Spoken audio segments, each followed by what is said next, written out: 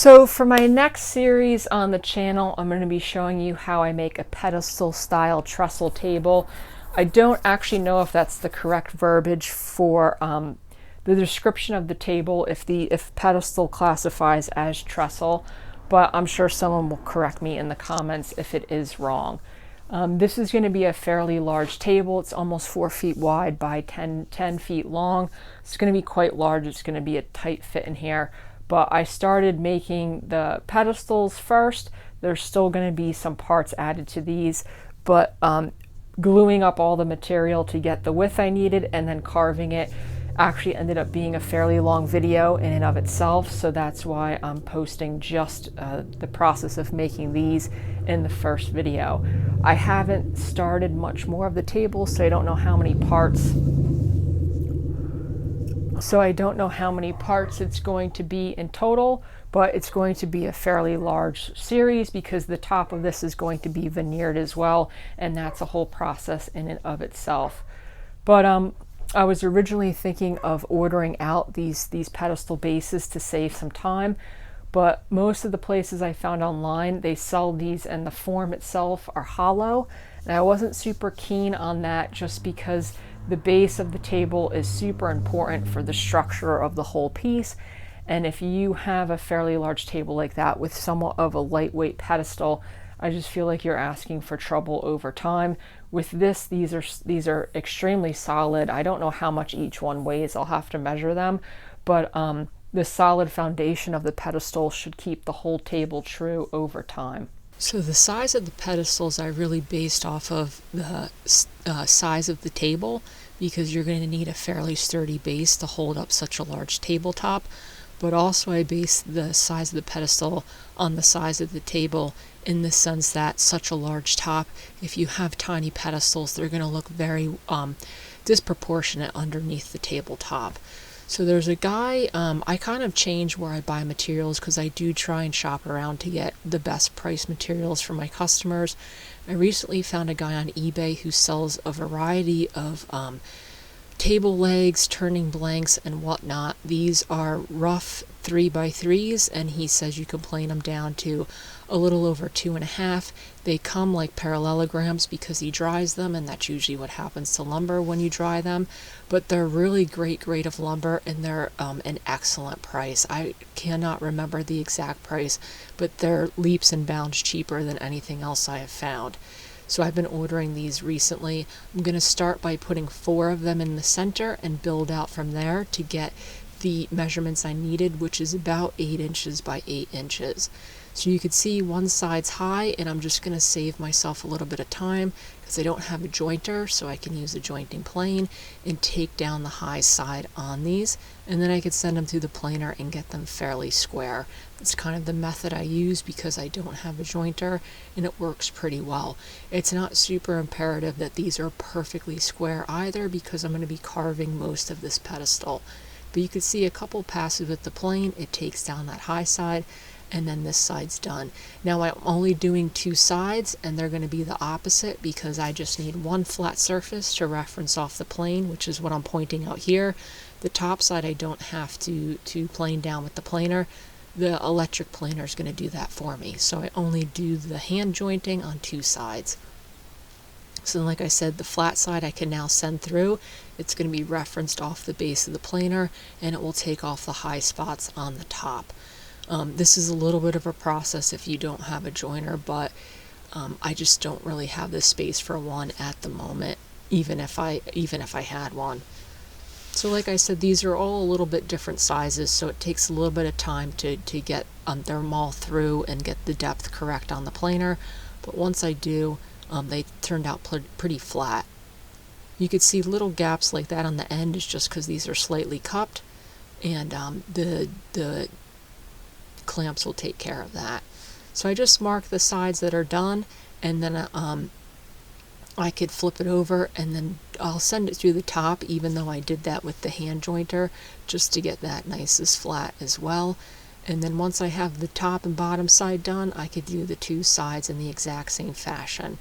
So you can see these have almost no gaps in them, and that stack is pretty much done. So once I had those four, I have a very large stack of red oak in my shop. I ended up using all of it for this project. I got this at an excellent price from my lumber guy, and so it worked out nicely because I needed a ton of lumber for this table. So basically what I'm doing is I'm just going to sandwich this in between those they're about 2 3/4 at this point. So I'm just rough cutting these down to size, and then I'll send them through the planer as well. Once again, I don't have a jointer, so I do things a little bit differently in the shop. This lumber is fairly stable, so I say this whenever I mention this. There's not really any rocking or huge cupping on these, and one side is usually pretty flat, so I reference that flat side off the fence, and I could rip one side clean and then flip it over and rip the other side clean. I cannot stress enough that if you have lumber that's severely cupped or rocks on the table, not to do this, because that's usually when you get some binding at the blade, and that's the sort of situation where people start losing fingers. But you can see, especially since I cut this down into real small sections, I think these are a little bit less than 30 inches. This is a fairly safe cut on the table saw. So once I have that one flat side, I could flip it over and rip the other side clean. And then, like I said, these are rough dimensions. You'll see why I don't make them exact dimensions as I start gluing this up. And then same process. These are fairly short pieces, so I can get away with sending them through the planer without jointing them. You could see the planers knocking down the high spots. And then there's my stack, and once again, I have, except for a little bit of cupping, which, like I said, can be fixed with the clamps, I don't really have a huge issue. So this is the way I'm gluing it up. It's 2 pieces in the middle, the 2 thicker pieces on the ends. And then that will give me, this right now is just under 8 inches. I was shooting for 8, it didn't have to be perfect. So I glued the bottom 2 together. I put those clamps there just to hold them for when I put the top side clamps on. And then I could just keep going through adding glue and stacking these all together. Now I know some people will say to put salt in this glue so your pieces don't move around. I actually do not do that. I don't like to alter the chemistry of certain things, and glue is one of them. And in fact, one time I went to the Type Bond website, and they actually recommend that people do not put salt in their products. So what I like to do is I'll let it sit for 5 minutes or so. It usually stiffens up a little bit, and then I could clamp everything together without it moving. As you can see, I let this sit up for about 5 minutes. I can come back. Those clamps on the side keep it pretty much together. Could put 2 on the ends, and this will hold it. And then I could go through, straighten it out a little bit, because it will still move around on you just a hair. And then I could add the rest of my clamps and clamp this together. Now, obviously, I'm making 2 of these. So this is the first one. I'm not going to show gluing all of the similar pieces. And then that's what I'm left with. Now you could see I left them a little long so that I could plane these 2 sides and then glue to those surfaces. Now at this point it's 8 inches tall, so it won't fit through the planer, but it's only, I think, 5 inches wide, so I could plane the top and bottom pretty clean. I don't have to do it by hand. And then I could put the rest of my stack on there. Once these got too big, it wouldn't fit in the planer, and I had to do most of it by hand. And then I just took some more of this material I had saved up, and I could put a slab on the top and a slab on the bottom. After this is about 8 inches. Because this material was a little over 1 inch thick, and like I said, that middle portion is about a little over 5. So all that together gives me about 8 and 8. Same process, I let this set up for about 5 minutes, and then I could clamp it all together. And then that's what that looks like clamped up. So then, like I said, I kept all these pieces proud. I could just go through with the planer and clean that up. It's pretty simple work, and that way you get a nice straight edge on the side. So these pedestals have a nice bump out. It's got a convex shape. Concaves are a little bit different, but this one's convex. So before I start adding the middle sections, I do trim this down because it's long.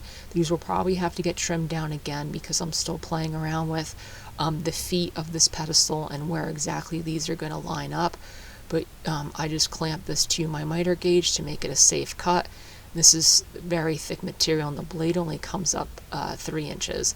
So I'm left with about 2 inches after going through all 4 sides, and then I could just hand saw that off, and I took the bulk of what will come off of this in that pass. So this is the pattern I made. I'm working off of a photo. So all it really is you could see where I have my rectangular 8-inch shape and I have my center mark. This is the photo I'm working off of. It's going to have the molding on the top and the bottom there. And then it's really just ever so slight curve on there. So I did this all by hand and by eye. It's not really exact dimensions. It was mostly just making that rectangle and adding those curves on the edge. The easiest way to cut this out is to fold it in half, so when you cut it and unfold it, the 2 sides are perfect. So then I made some marks, and I'm just going to start building out the center of this piece. I don't film all of this because it was a long process. I don't have a lot of clamps, so I can only add 1 side a day. But you can see I'm just putting them on the side, overlapping, and then gluing it up.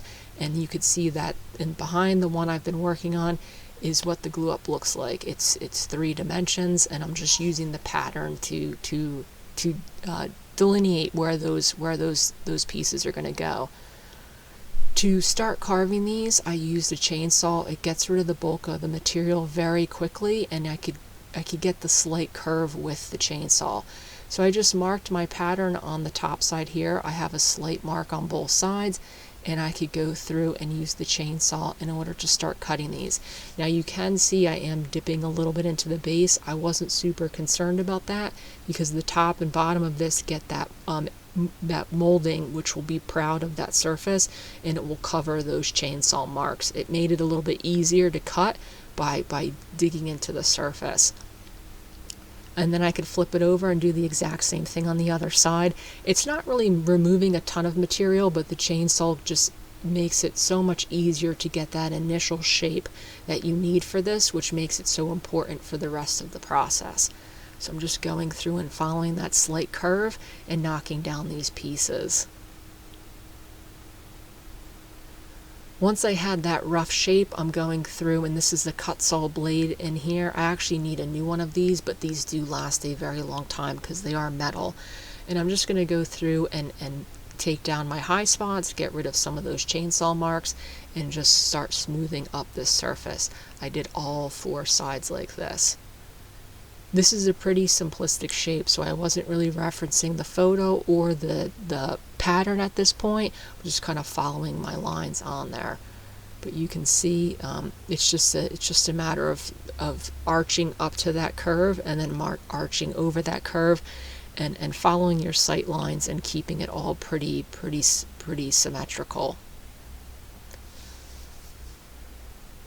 The one nice thing about gluing those pieces on the side is you could see where the lines are, and the lines will help you with your proportions. I did think of mitering the corners on those, but I thought it would be a ton more extra work. Since this is under a table and this is going to be stained fairly dark, I don't think the line marks and the grain marks on that added material is going to show up. So then you can see I flip it on edge, and this is what I'm working on now.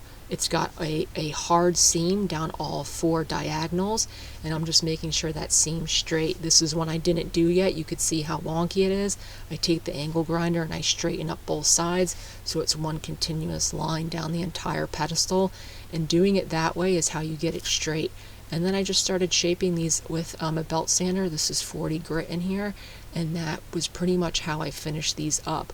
There's still a little bit more sanding to do on these, but I'm not going to final sand till they're done because I'm going to be moving them around the shop. But that's basically how I made them.